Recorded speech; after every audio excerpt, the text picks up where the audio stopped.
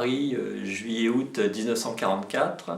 Léon Sadorsky, inspecteur de police, est en prison au début de ce 5e épisode de la série. Il est à la prison de la Santé qui, en ce mois de juillet, bouillonne comme une marmite infernale parce que surpeuplée de résistants. On est au bord de la mutinerie qui se prépare pour le 14 juillet 1944.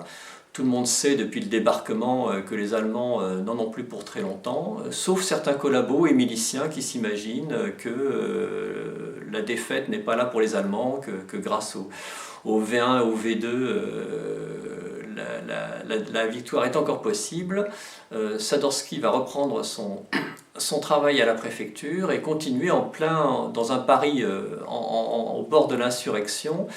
Sadorsky suit son enquête, essaye de retrouver un résistant qui a été enlevé par des flics de la Gestapo française, aux ordres de la Gestapo allemande bien sûr.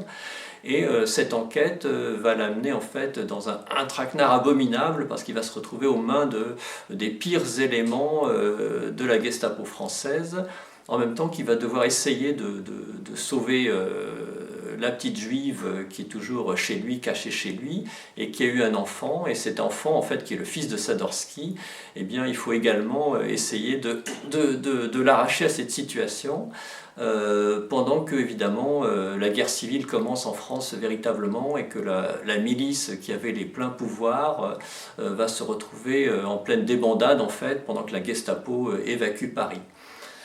Voilà, donc c'est une sorte d'apocalypse de la collaboration pour notre héros, pour le 5e épisode donc, de cette série Sadorsky, et qui est pour moi peut-être le plus important dans ce grand roman noir de la société française sous l'occupation.